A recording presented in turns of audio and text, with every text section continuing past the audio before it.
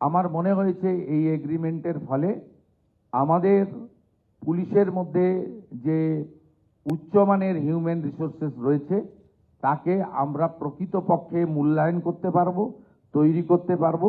আগামী দিনে রাজ্যের আইন শৃঙ্খলা রক্ষার ক্ষেত্রে, নারী নিরাপত্তার ক্ষেত্রে, আমাদের বাংলাদেশ সন্নিহিত সীমান্ত সুরক্ষার ক্ষেত্রে এবং ভারতীয় ন্যায় সংহিতার অন্তর্গত জাস্টিস দেওয়ানোর ক্ষেত্রে বা অভিযুক্তদের বিরুদ্ধে পানিশমেন্ট দেওয়ার ক্ষেত্রে আমাদের বাহিনী অত্যন্ত উচ্চতার সঙ্গে তৈরি হয়ে উপযুক্ত সার্ভিস দিতে পারবে।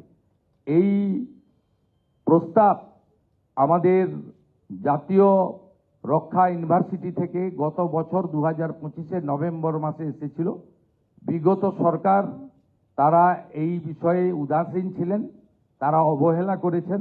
স্বাভাবিকভাবে বর্তমান সরকার আসার পরে আমাকে এই বিষয়টি মহামান্য রাজ্যপাল তিনি তার রাজভবনে, আমি যখন লোকভবনে আমি তার সঙ্গে যখন দেখা করতে গেছিলাম, তিনি বলেছিলেন মিস্টার বিমল পাটেলের কথা, এবং তারপরে অতি দ্রুততার সঙ্গে আমাদের স্বরাষ্ট্র সচিব মহোদয়া এবং ডিজিপি মহোদয় তারা উদ্যোগ গ্রহণ করে চিফ সেক্রেটারির গাইডেন্সে এটা আজকে করতে পেরেছেন।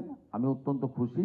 আমি পশ্চিমবাংলার জনগণকে প্রেস মিডিয়ার বন্ধুদের মাধ্যমে আশ্বস্ত করতে চাই, পশ্চিমবঙ্গে বিগত দিনের মতো শাসকের আইন নয়, আইনের শাসন আমরা ইতিমধ্যে প্রতিষ্ঠা করেছি, আরও সুদৃঢ় করব।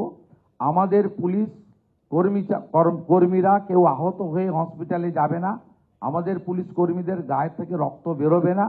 আমরা সেইভাবে সুরক্ষিত পুলিশ তৈরি করব। জনগণের নিরাপত্তা এবং পুলিশের নিরাপত্তা এবং তাকে সুরক্ষিত রাখা দুটোই এই সরকারের দায়িত্ব, সে কাজটা আমরা করব।